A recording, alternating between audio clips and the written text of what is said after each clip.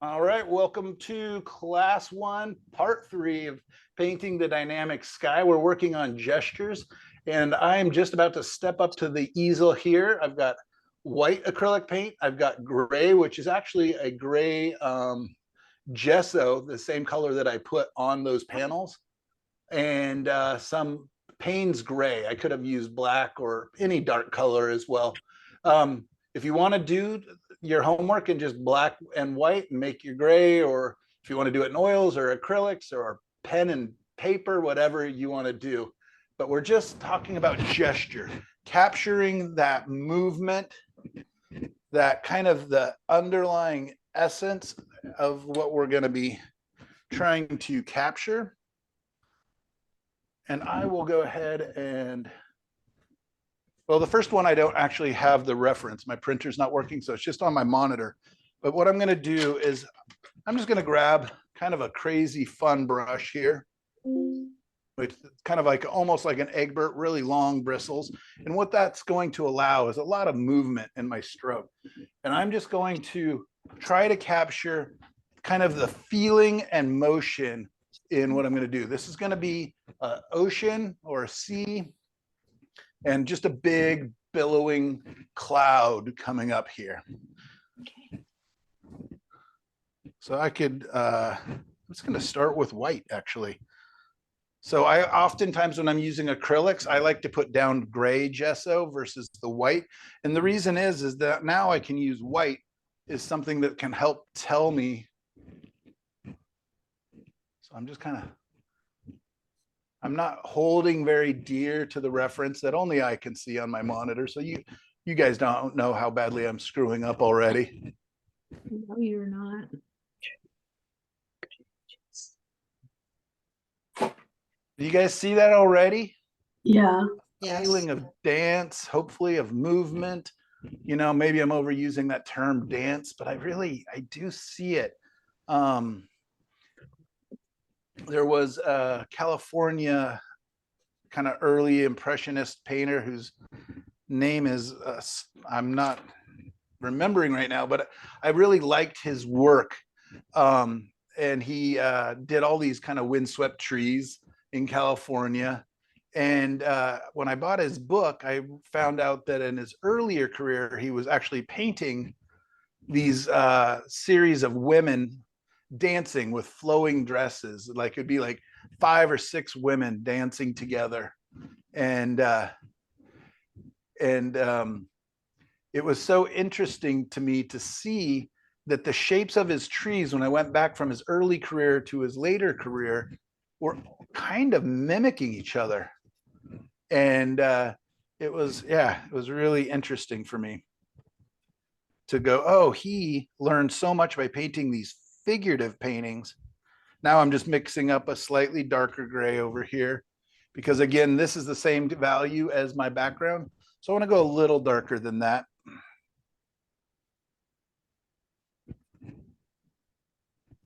And now I'm just going to do another gesture, kind of countering into that one.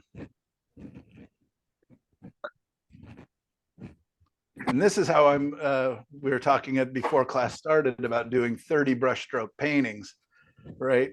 And by just kind of dragging my brush along.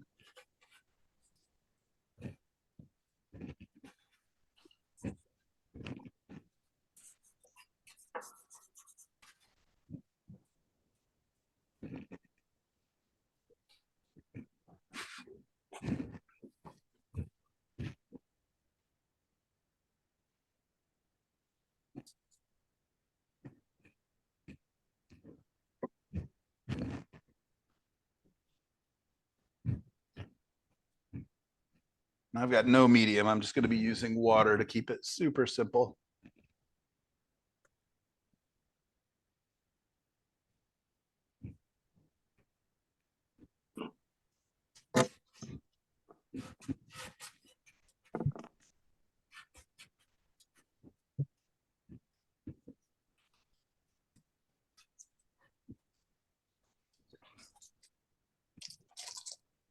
Can you guys begin to see a cloud in there a little bit? Yes.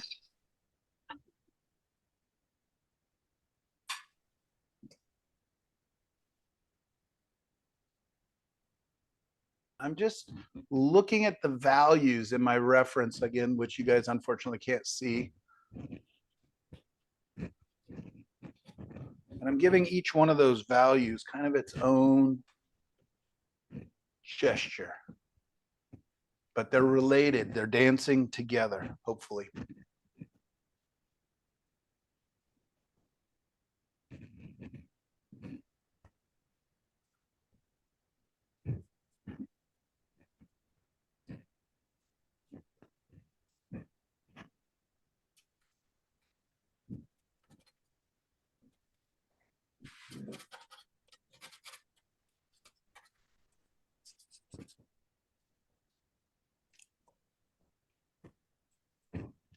Cannot imagine the metamorphosis that's going through my head as I watch this. Exactly, Naima.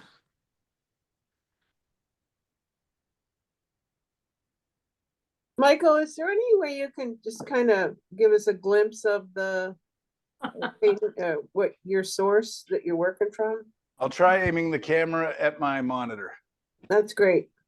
Oh, Thanks, that helps. Thanks.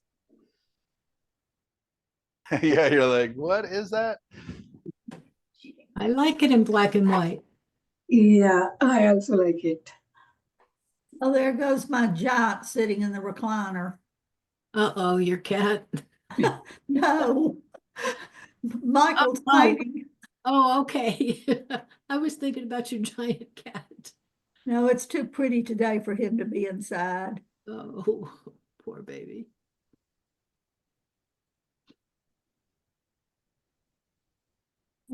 Grab a clean brush because that one is really dirty. And I'm just going to kind of refine now, just a second, but because I'm not going to overly do any of these paintings. These are all just almost gestural, just kind of watching how the brush is kind of moving along.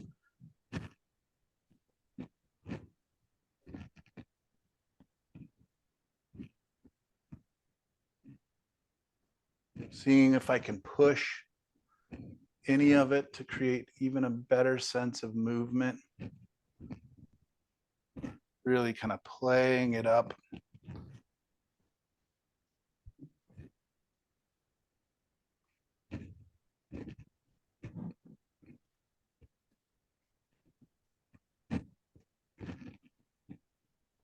So we are going to be getting into all the color aspects as we move along. But again, the class is called Painting Dynamic Skies That Glow. So I thought that by really emphasizing the idea of gesture, that could be the dynamic part, right? That Yeah. movement, that motion.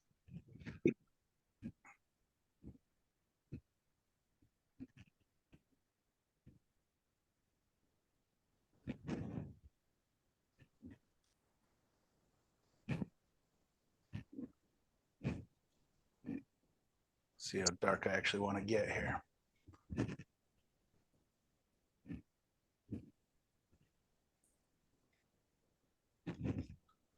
Different brushes are going to make different marks. This is my more hard edge. I don't know if I want my hard edge over on this side, so I might just soften that back up because I actually want my harder edge to be on the white side. That's where I want more of the focus. So I'm just going to kind of come back in and just kind of loosen, soften that up.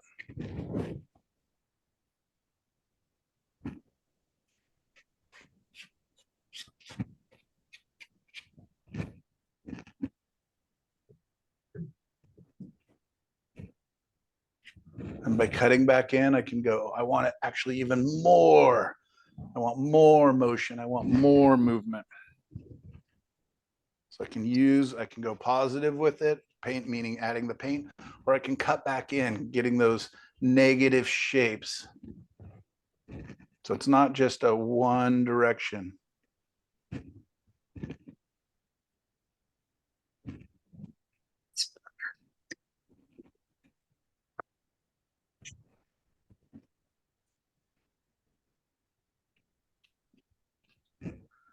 And I've talked about this a lot in my previous classes, but for the new students, I like to think about painting and art as a kind of a continuum of ultra realism, ultra, detail, just the facts, ma'am, just really trying to capture what you see, what's happening in nature or in your reference photo, versus what I like to do, hopefully in my work, is I figure I call that the more journalistic side. And my work, I want more of a poetic side. I want my work to be like poetry. What's the least amount that I can use to tell the most? How can I involve the viewer into the painting and get them to feel as well? So a journalistic painter versus a poetic painter. I like that.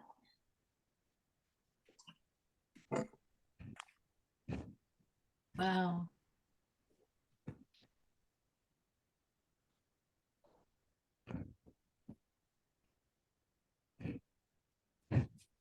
Actually, I think I'm going to throw some rain in there.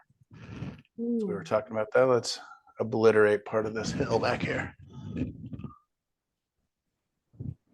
Or whatever that dark line is. Not a hill, but horizon line, I guess.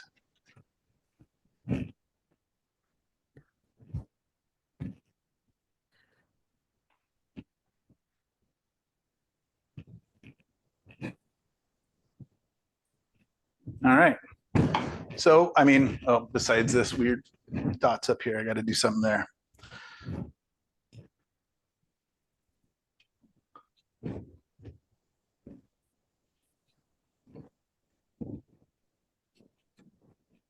So messy, messy, messy, but my hope is that it's capturing the gesture.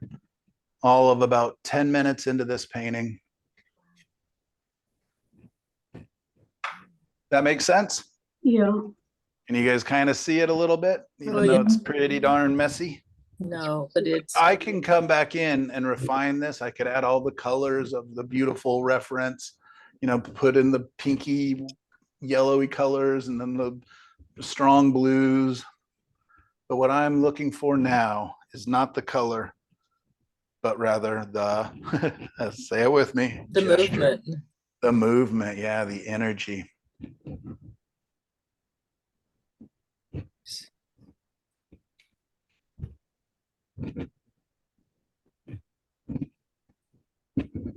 All right, do another one here.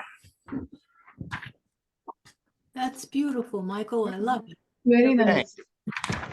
So for this one, it's going to be more stormy. This is a reference that Gail, who's not in the class today, but is part of the class, great painter.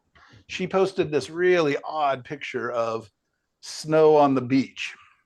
Ooh. I really like these moody clouds. So this time we'll be able to see it. I'll just tape it up next door here. Right over the top of this wet painting.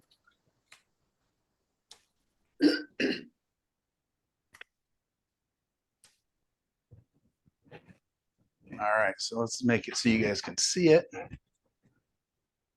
I think she said that was snow on Tybee Island. Yes, she up did. The coast of Georgia, yeah. Yep. Very nice.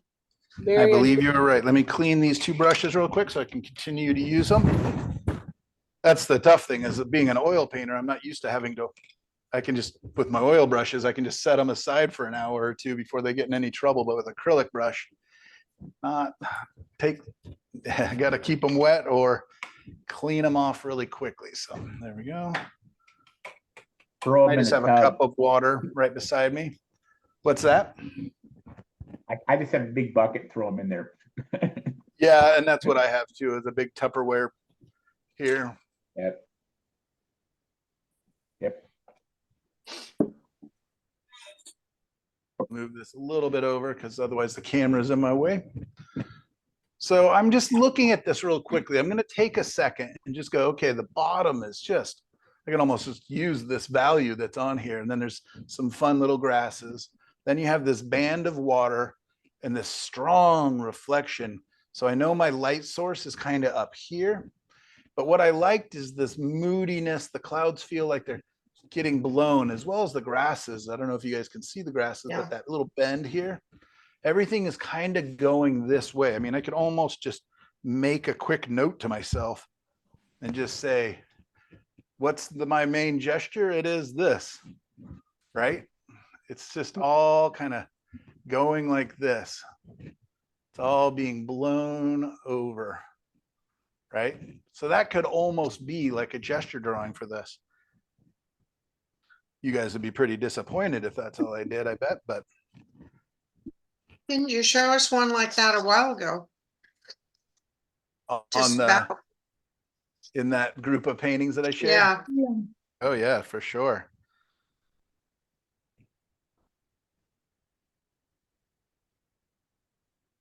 Man, thirsty surface. Soaking up that paint fast.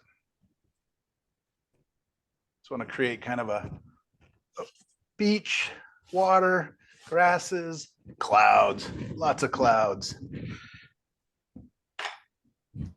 All right, so how should I start this? We're going to go from dark to light. So I'm going to start with my darks, kind of scrub those in here.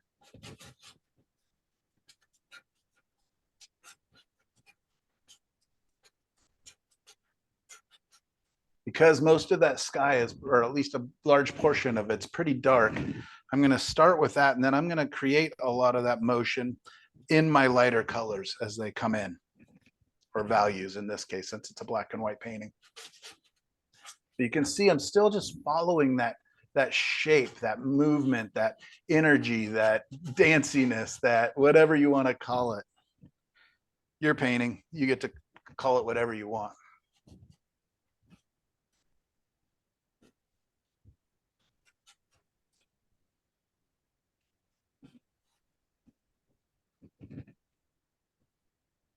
You sounding like Bob Ross. It's your world. Yeah, that's funny. He was my first art teacher, so I guess, you know, probably a lot of our first art teachers. Mhm. Yeah. Good old Bob. Good old Bob. Definitely got me excited and made me love, you know, watching him at least. I think that's a lot of what he was trying to do. Just Yeah, turn absolutely. along.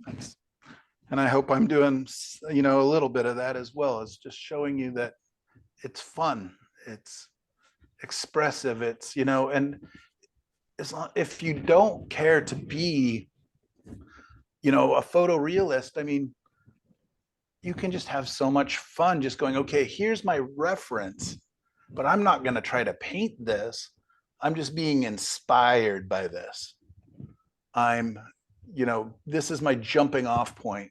This is where I want to take it. And I'm going to play up certain elements that attracted me to Gail's photo.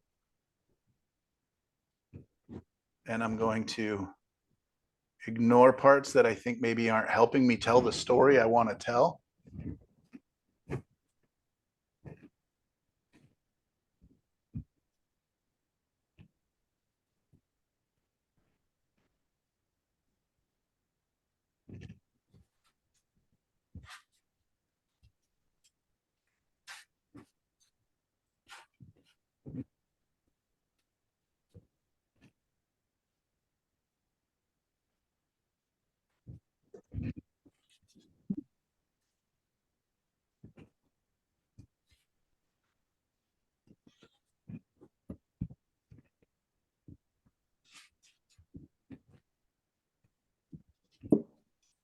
I get some nice little soft shadows down here from the grasses.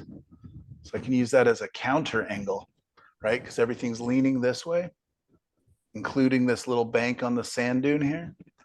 But I can just use a little bit of soft, subtle shadow down here that's going to create a counter angle.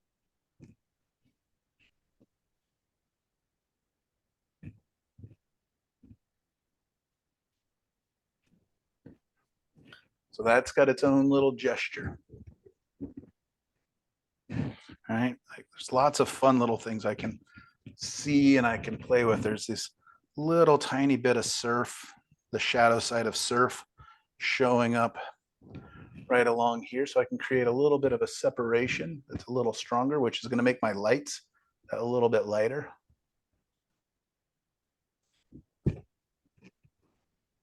All right, now let's get into the fun part of this image, why we chose it in the first place. It's these dramatic clouds. While I'm painting, you guys are more than welcome to ask questions, to talk, whatever it is. This is a interactive class that I teach. In fact, I like it when you guys ask questions, because sometimes while I'm painting, I can get quiet and forget to talk because I get so into whatever it is I'm doing. So I'm just kind of looking at these clouds. Michael, I think that using just going with black and white and gray just to practice or getting used to the gestures is a sweet idea, because when you start involving color, it becomes a whole different ball game. Yeah, absolutely. That's, I mean, Yeah. 63978. it really helps me. There's a lot of people who can paint all the things all the time. There's so many different elements that go into painting, right? Right. There's the design, the composition, there's the values, there's the colors. Within the colors, you have temperature, you have hue, you have chroma, you have all these things. And it's just so much to bite off all at one time. So I think that there's so much that we can learn by breaking or getting rid of some of those elements. I've taken out color, so I've taken out chroma, I've taken out temperature, I've taken out all these different things. And all of a sudden, I'm able to focus on gesture, which is my main goal, Yeah. and values, lights That's and great. darks. Thanks. So a lot of times if you're being overwhelmed, try taking away an element, right? Whatever that is, whether it's really focusing on your brushwork or whatever else. But by simplifying and focusing what you're working on, you will start to put that into your brain so that when you do come back, or as you get better, you'll get more and more comfortable and be able to, you know, do more at the same time. So Michael, if you were not doing a black and white and you were doing one that would have more of a sunset color, what would be your undercoat color? I mean, this is almost a black and white photo. Right. No, but I mean, you weren't but I doing- could do a bright red or a bright yellow, or I would probably do a earthy brown, but that's Okay. kind of my go-to for so many Okay. of my underpaintings. Okay. I like the burnt umber and the transparent earth red Okay. for my underpaintings, but there's a little bit of a reason for that beyond I just like that color, is that those colors dry fast. Okay. Oh, that's And good. they're the fastest drying oil colors pretty much. Burnt And, umber and transparent red oxide. yeah, the earthy colors, the natural pigments Okay. often dry faster than the synthetics I found. White is oftentimes the slowest drying color. Right. Which is one of the reasons I like to do the wipe away, because I'm not using white that won't come back in and keep biting me in the butt and, you know, can continue to contaminate everything as I work through it. And when it's all dry enough, you can add a color on top of that to tone it all, to give it a Absolutely. Yeah. Then I'm not worried about design and values anymore, and I can focus on color, temperature shifts. I can even get into my edge quality if I need to. Okay, let's find some of this. So again, I'm just kind of looking and hopefully seeing kind of what I can bind, my lights and my darks, what I can.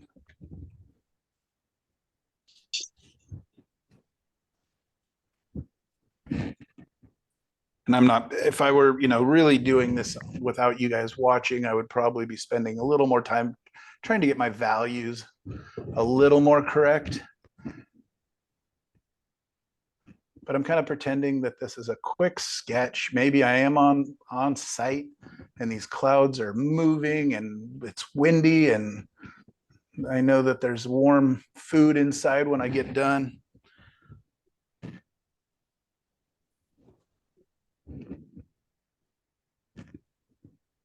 Michael, Yeah. would you ever start like this and then after it's dry, which wouldn't take long, then go over it with oils? Oh yeah. Okay, so you do I sometimes do that with acrylic. quite a bit. I've got a whole series of them here right now. I can show you in just a little bit that I did. I did like 8 little acrylic paintings, 2 weeks ago? Yeah. And then came in and colored them up. Some of them I colored with acrylics, some I colored with oils. I feel like for me, I'm really quite new to acrylics, even though it's been about 1.5 years that I've been playing with it. But I'm definitely more comfortable with oils. I'm still like shocked how much darker acrylics dry. I'm not used to that, and I don't adapt or adjust to it as much as I should. But acrylics, yeah, when they dry quite a bit darker. The heavy body ones dry darker than the open. Ah, Really? good to know. Yes, They also brighten up.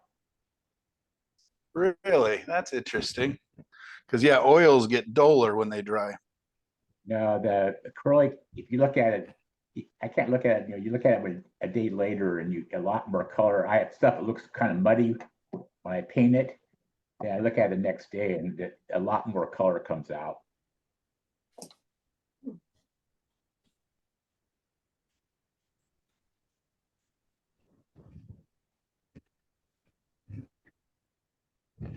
Are you using open acrylics or just the No, I No, haven't I'm- bought any. Oh, were you talking to me or? yes. Yes. No, I haven't bought any yet. But the whole reason I use acrylics is because they dry fast. Yeah. Well, I like And the way what's nice is this is already tacked up in a lot of spots. So I'm able to just mix another value and just come right back over and kind of reshape it if I need to or want to. that was a beautiful softening you did at the, above the dark horizon line to make it all gray, a lighter gray and not so so rough looking. Thank you. Beautiful work. So now I'm able to kind of come back in and shape some of those big light dashes. Just again, what I'm doing is I'm just looking up along these clouds where the lights and the darks are meeting and just trying to figure out what is that motion? What is that little shape?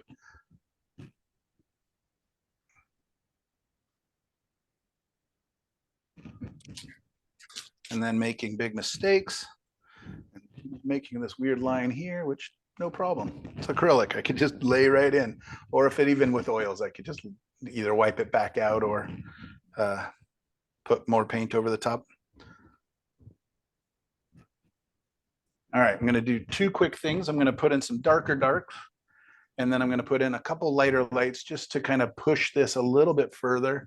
And then I'll use some kind of a liner brush or something and put in a couple grasses.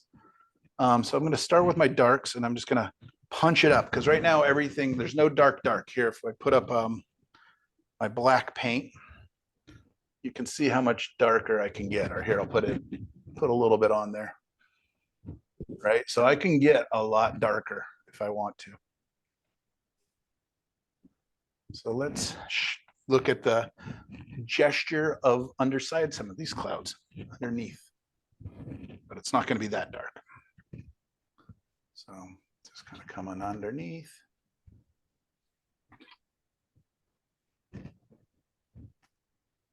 You see how just adding another value hopefully will just even create that much more sense of form and structure.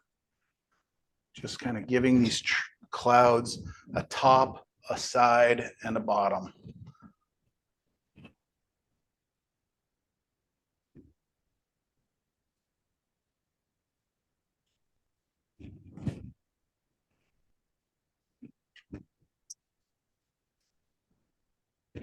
squinting my eyes, just going, where are the darks?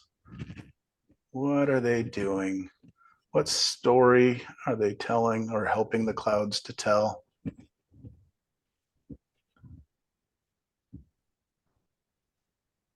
Sometimes I do hear my own words coming out of my mouth and think I sound like a crazy person. So don't worry. It's not just you. I also think I sound crazy. It's good to hear your process. I enjoy that. That's just one of the voices in my head. That's what I like about watching him paint. He paints out loud and you get it, what he's thinking when he's doing this. And Yeah, it's a lot weirder when I'm not talking to anybody and just in here talking to myself. But the dog is learning a lot, I think. Yeah, the dog's going to be a great painter. Or art critic. Yeah, that's probably more so. Yeah, it is a critic because all it's never saying is, okay, that's enough. Let's go walk. Let's go play.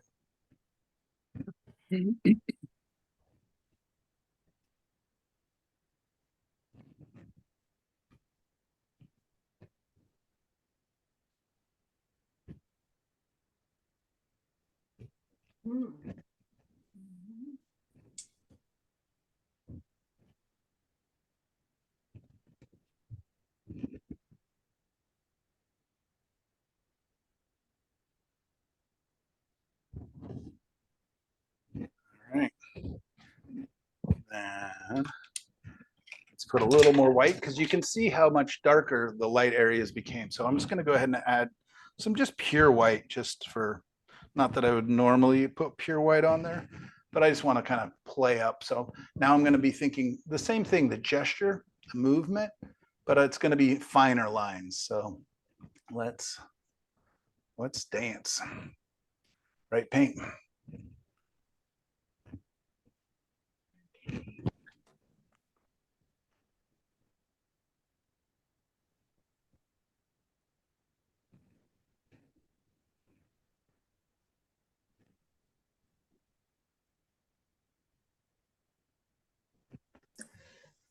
So do you use a lot more paint with the acrylic than with the oil on your brush? Yeah, probably. It just depends too. I mean, who asked that? That's Bonnie. I mainly do acrylic painting and I'm trying to learn oil. That's why I was just I mean, a If lot I- of times I'll start off with thinner paint in my oils, and then maybe towards the end when I'm putting in, it depends. Do I want it to feel impressionistic, thick and juicy, or Right. do I want it to be, do I want texture? Do I want the painting to be about the paints, or at least partly about the paint? Because sometimes that's a lot of fun. Yeah. Okay. But yeah, with acrylics, I definitely, because again, the drying time, I feel a lot more secure, just kind of coming in and knocking in big, thick strokes of color, or in this Right. case, just paint.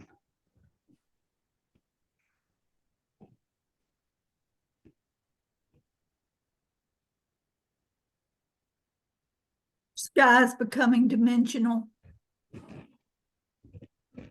Thank you. Good. I think I need to get rid of this light area a little bit. This cloud feels like a little thin. And just a couple more strokes of light here.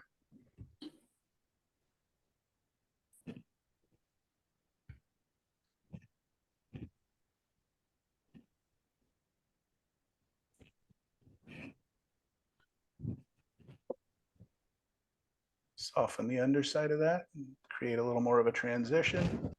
So it's not just a white line, it's softer on one side.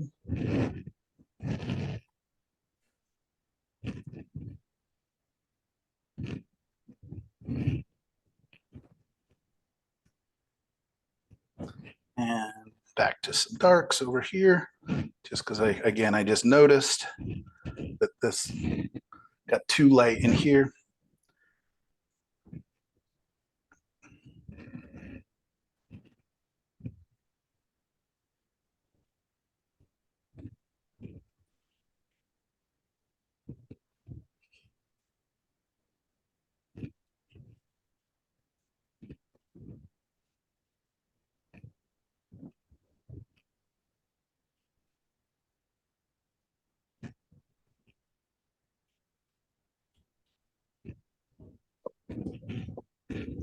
Excuse me, Michael. What's that? I know you're focusing on movement and contrast. How about focal point? Is that entered into it at all in your? I kind of think it's kind of along here, complemented by here. Okay, all right. Let's see if this helps at all. But I do and I don't focus on that. I like to have destinations, and instead of a focal point, I like to call it areas of interest. Okay. And I oftentimes like to have multiple, but you kind of want to have one dominant. But then the others, to keep the eye moving and bouncing around, it's nice to, gosh, that got too dark. I love that, destinations. Yeah, you want to, I want the viewer to feel rewarded for spending the time looking at my work. Is the brush you're using now just a dry brush, or is there paint on it? No, there's a tiny bit of, I'm kind of just scumbling across the top because I want this to feel like the sun's really coming down, hitting down in here. So just a little bit of white? Yeah, and then it's kind of scumbling across the tops. Thanks. Yeah, no, good question. Thank you.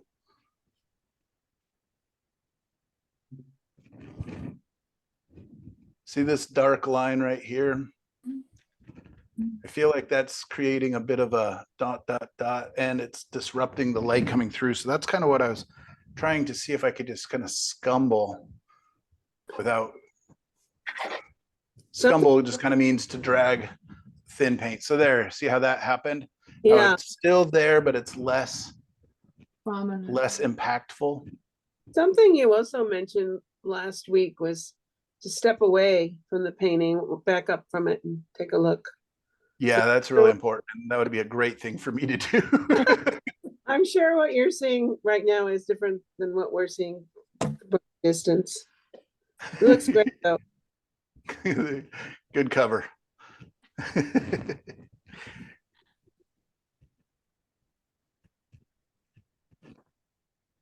Yeah, no, it's chaos, but it's fun chaos. Yeah. All right, back to, let's get some grasses and add a little water to the paint so it doesn't soak up quite as much. I could have used a medium if I had any out, but I don't, so I won't. Water's all right. All right, so I got these grasses kind of coming right out of the foreground here, and they're just, so I'm just gonna do that.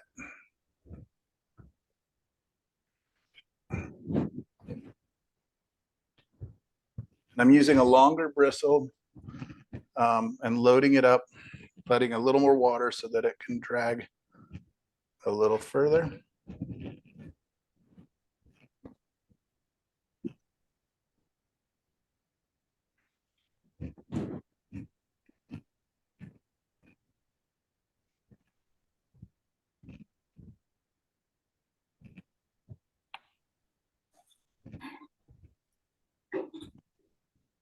And I want them up a little higher.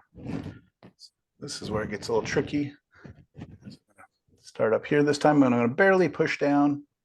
And then as I link up, I'll push a little harder. There we go. Same thing here. I just want to make sure they're not all the same height.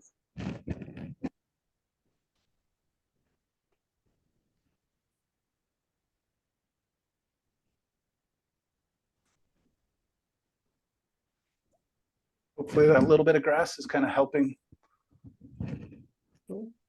bring in that sense of motion a little bit.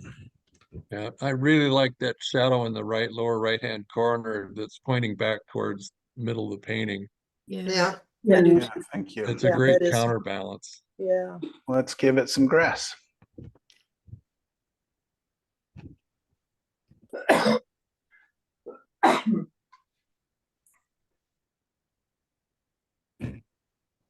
Can't really see that, can you? Yeah, But We can see it. we can see it.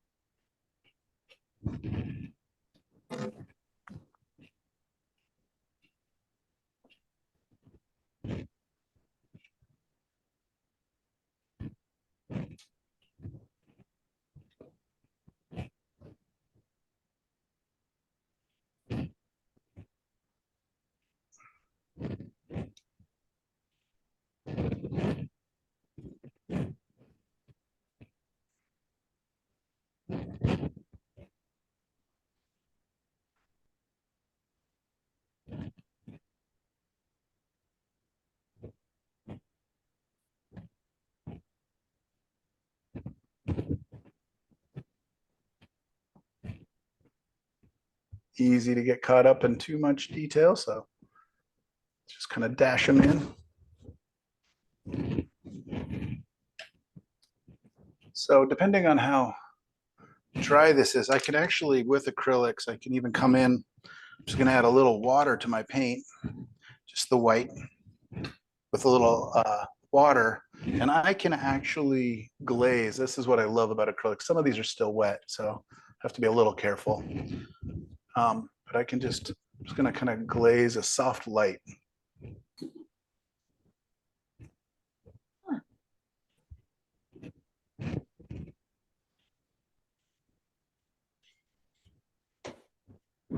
Wow. Cool, Michael.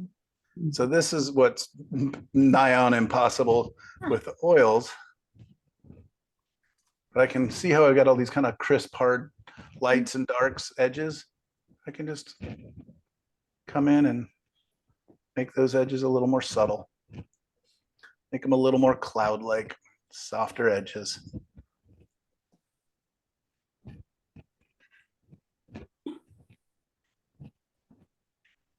So I've kind of ventured pretty far beyond the initial concept of just doing gesture, but even with each brush stroke, I'm hoping that you're seeing that I'm still looking at kind of the movement, or I'm looking at the scene and kind of asking what kind of movement would help it.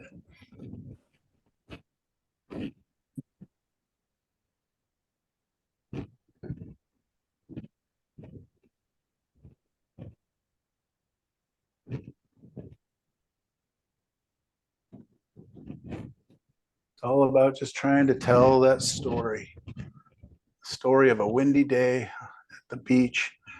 I didn't really, mine doesn't probably look like snow, but I think it's probably better not to because it's so unusual.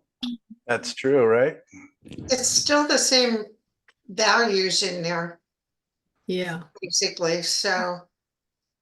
I think it's beautiful. Hmm.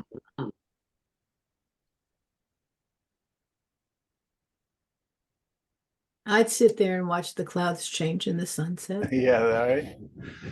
All right, well, I don't want to overwork or overbore you guys, so we'll move on to the next. All right, so the next one I wanted to show you not only about clouds, but a little bit about how I would incorporate this idea into a landscape. So here we go. Here's the fun part. Let's move the camera back and see.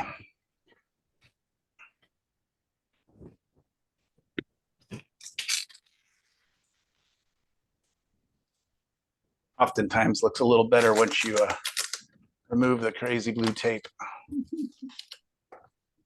And I would like to know your secret for not having it bleed under the tape, because What's that?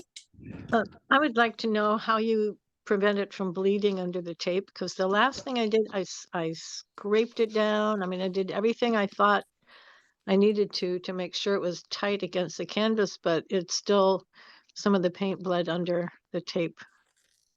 So when I took it off. It did bleed through on that side, darn it. Oh. Wrapped around my arm here. So this side, it did bleed through. Oh. But the other side looks great. Yeah. I mean, I just go back over it with, gesso or paint, but it's still Yeah, frustrating. exactly. That's the nice thing. So what I did, Lisa, is I gessoed the paper. Yeah. Then I put down the blue tape. Yeah. And then I gesso it again. Oh, that's a great idea. Thank you.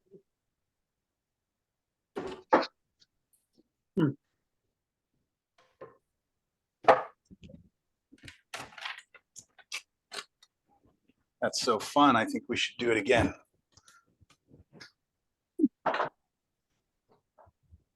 I swear this might be one of my favorite parts of painting when I use tape.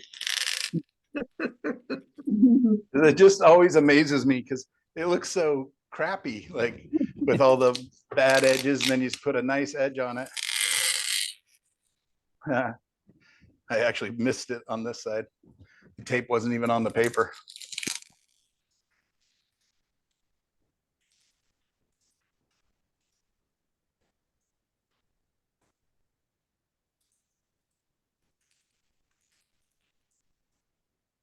Yeah, isn't that a big difference without those messy, silly edges? Yeah, it Looks looks nice. like a painting. It's beautiful. Yeah. Yeah, let's put some more reflection on here real quick. So you were asking about what kind of oil paper I had, and I just remembered I had a second pack of it. And it just says acid-free, neutral pH, natural white sheets, glue bound for easy removal. It says versatile paper made for oil painting artists and mixed media uses. It doesn't say anything. So it About really what the needs to be- primer or how they made it? Now it needs to be gessoed or something first, right? Yeah, so this is paper that I gessoed. Okay. Oh, and I should show you, is I gessoed the front, right? And then I actually gessoed the back. Oh, Otherwise it gets all warpy and crazy. Okay. okay. So when you let that side dry, which only takes, 30 minutes, and then flip it over and gesso the back. And if you want, you can just put an X. You don't even have to gesso the whole thing, and it will oftentimes flatten it out. And then I put the blue tape on, and then I gessoed it again. What kind of paper is that you were using? This is acrylic paper, actually.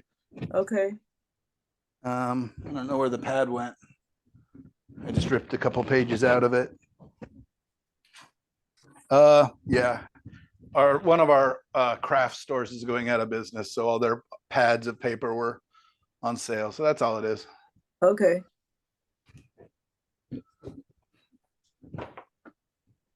All right, so this reference is from Mary. Mary, were you able to join us? Are you here at all? So Mary comes to us from Australia. So I'm guessing hopefully she's asleep since it's 19 hours earlier there or later, 19 hours later. She's living in tomorrow already.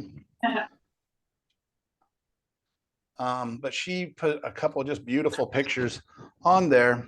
So I thought this would be fun to show you the gesture of the landscape as well.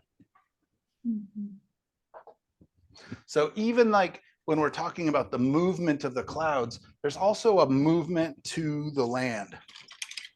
Got a whole lot of brushes I've used so far. So I'm just gonna reach in, clean one out. And I'm gonna do this one really graphically to start with. I'm gonna just do it with dark, and then we'll come across it and kind of build up the shapes. But let's just look at this landscape here. Do you guys see kind of a sense of movement? We got this hill, Yeah. a line, a hill, a hill, a hill, and then we've got these different shapes of the bushes and the trees also create kind of an arch back there. So again, I'm not going to be overly precious with capturing any of this detail and, making a specific drawing. I'm going to pretend maybe, let's time it. It's 12 o'clock. I'm going to see what I can do in 10 minutes. And that way we'll have time to move on to the last big painting here. So first big shape, well, actually my first shape is oftentimes my horizon line. So it's just kind of above here. So I'm just gonna say like that shape there, boom. So that's kind of where the hills would be in the background. This hill would kind of come down here. So that's just kind of where my horizon is. So from there, I kind of know that down here is this hill that kind of comes across here. So that's already a gesture, right? Kind of comes across here and another gesture. And we have another.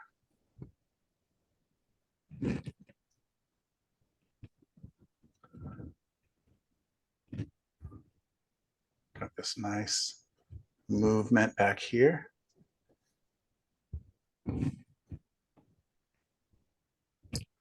I always have one of my early teachers who used to say, find the sexy lines in your painting. And I know that's not okay to say anymore, but it's literally the voice in my head because, it's how I learned it. But it's what's interesting. Where's the flow? Where's the motion, the movement?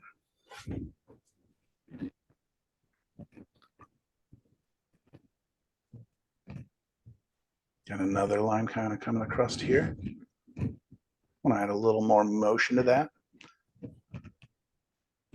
Got another line coming here.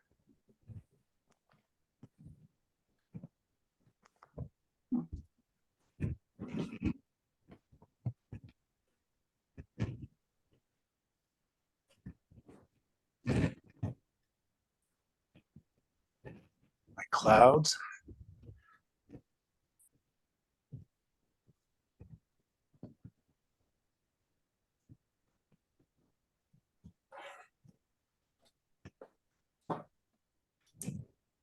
Something like that.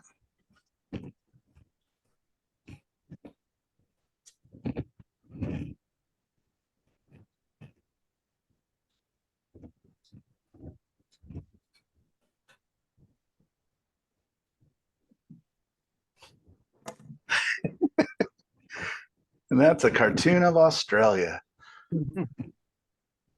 Just need a wombat and a kangaroo and Well, all right. Now we can come in and let's make that interesting. Right? Just using values. So I've got my dark shapes, my uprights.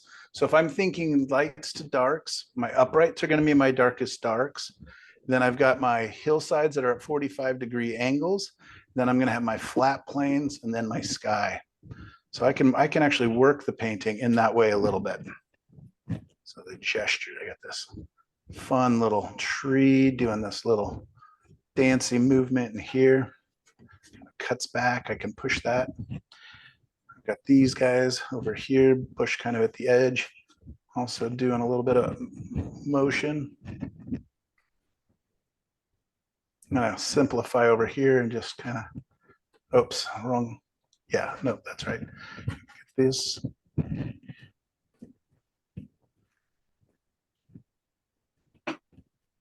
Got little trees back here off in the distance that are kind of following along this little bit of a curve.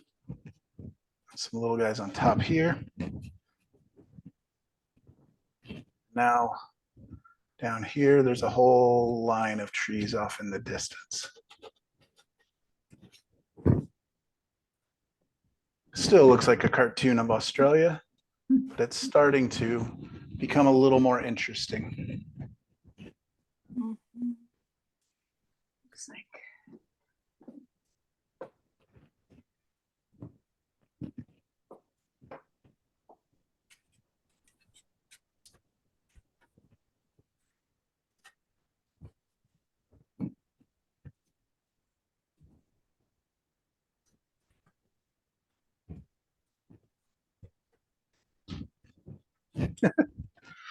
Got the cat at my feet and the dog at the door. And you guys hear the cat meowing at all? Pets just don't understand when you're standing here, just standing still while you're not entertaining them.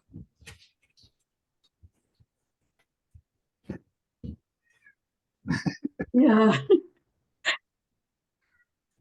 Do something, feed me, let me outside, whatever.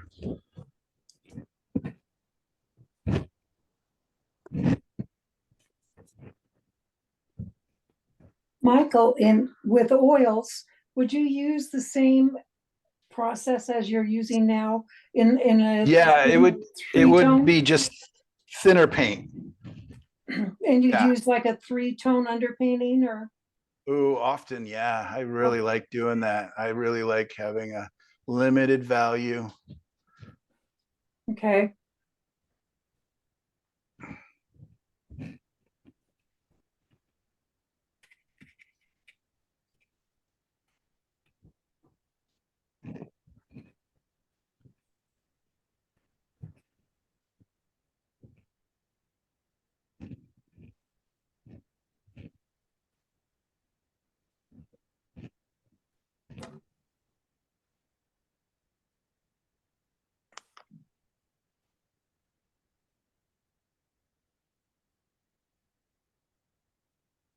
palette's become so messy already that having a hard time figuring out what color or value I'm putting on. So that's why I'm having to hit some areas twice. I think I'm putting on a lighter color than I am, or a darker color or whatever.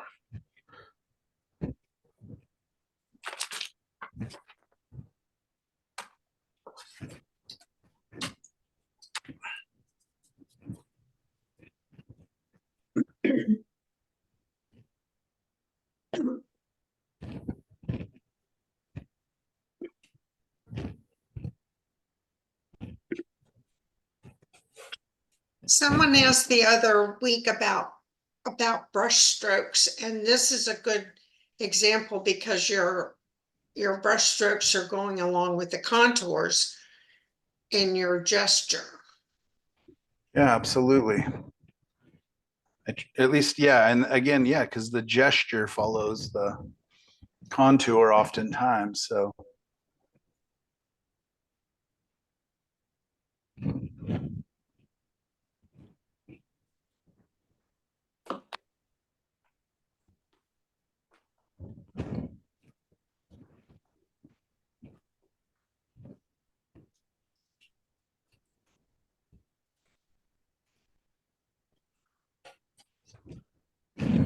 oh, we got 2 minutes left.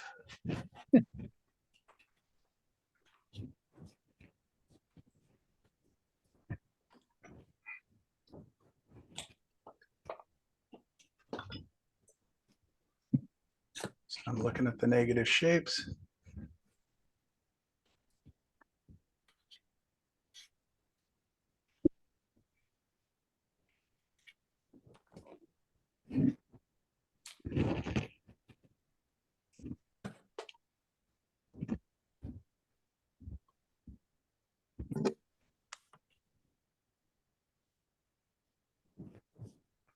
Clouds are really dark. Who would have put in such dark clouds to start with? What a silly guy.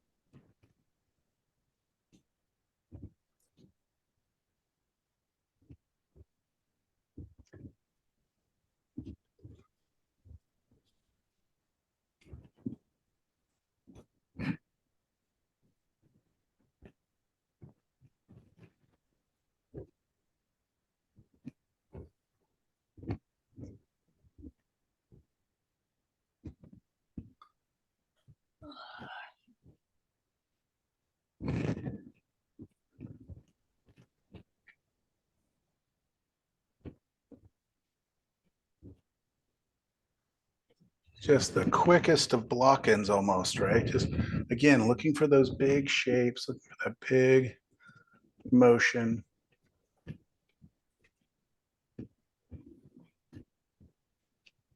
And again, with the acrylics, it's nice. I can just kind of keep coming back in and forth. Dark light, dark light.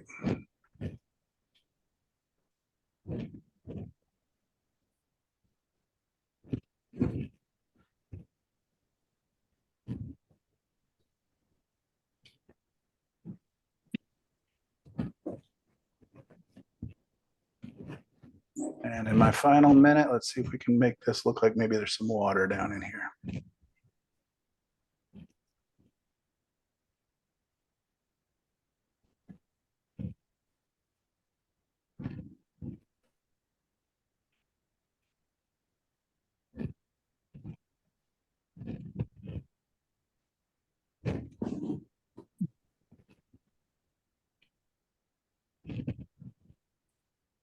Just cutting, just looking at the negative shapes.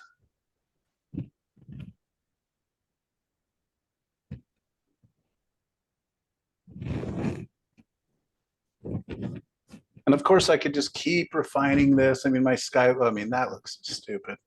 Let's all admit that. So I should do something there, but you know, I could just keep kind of coming in and figuring it out. I think it's the base of the clouds is too. Ooh. Base of clouds are often a little flatter, not always, depending on the cloud type, of course. I don't know what you said. That's fun. There we go. Kind of looks better, right? Just by flattening those out. Mhm. Tiny bit more white. Give these clouds some shape.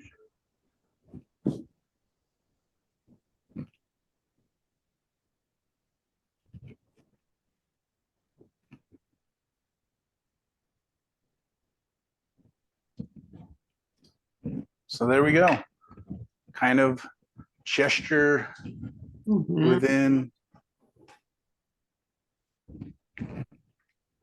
a landscape.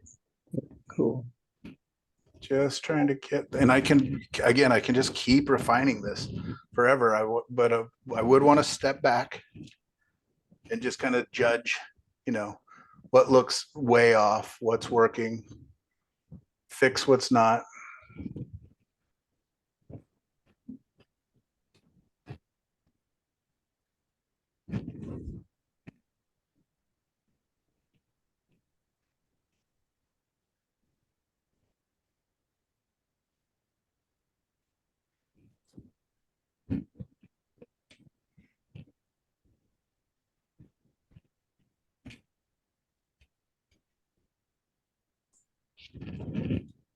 So that took me 12 minutes instead, but it's still a lot. That's a 9-inch by 12-inch. And, it's got a lot of damage done to it. Again, I still don't like my clouds. I would come in and refine those. But what's so nice about the reference is the colors. So it'd be interesting to see what this reference looks like as a black and white, so I could judge it a little better. Very good. What's that? Michael, I'm curious, because I always paint in acrylics, but I've never used the wet tray method with the sponge and the paper soaked, and then put the paint on for your palette. Is the purpose of that to keep it moist longer? So yeah, it'll stay wet all day and for days and days. I squeezed this out before class and it's still totally wet. Yeah, that's great. And can you cover that then? And yeah, you would have to cover it overnight. Cover the tray, and then tomorrow it would still be wet. Yeah, so what I would do before I put it away is I would take my mister. I guess I could show you, move the camera. So as I was putting it away, I would just take my mister bottle. Yeah. Not a lot.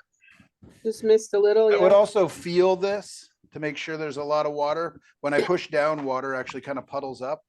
Because I can always add, like, what I'll do if I need water is I would just take some, some water and pour it into a corner. Right. And then it'll soak into the sponge. Okay. And then I just grab the lid, which is a giant Velcro. This is called the Masterson Stay Wet palette. Okay, thank you. So they have their own paper and their own sponges. And yeah, the big thing is to soak that piece of paper for at least 10 minutes with hot water before you use it. Thank you. And I just soak it right in the box, and you guys can hear it clicking shut. Because I usually just use a piece of glass for a palette, but then, if I cover it with Saran wrap or something, sometimes some of the paint will stay moist, but this looks like a much better idea. Thank you. I use it and I think it's great. And the paint will stay. I mean, I've had it stay for a week. Oh, good. Yeah. I mean, it's really very, I really enjoy it, using it. Okay. Thank you. I've also used blue shop towels if I don't have the sponge handy or the special paper, and they work just as well. Oh, good to know. Yeah, and wax paper can be used too. Cooking wax paper. Yeah, it just clings shut, and I just set it out. I've got 3 of these going right now. The hardest part One with for color me- in it, and I use the same thing for my oil paints without the sponge and without the paper. And then I just drop a piece of a cotton ball, and I just put some clove oil on it, drop that in there, seal it airtight, and the paint stays really good. So what does the clove oil do? That's interesting. I think it just cuts the oxygen. Oh, oh, cool. That's my guess. I don't really know. I It think, gives off something. I just read it the other day. yeah, I It gives posted off about it on our something, Padlet. but basically it also gets rid of the oxygen. I thought you only use that for oil, so acrylic also. No, only for No, oils. only oils. Sorry. I jumped around a little bit there. No, I got it. Yeah.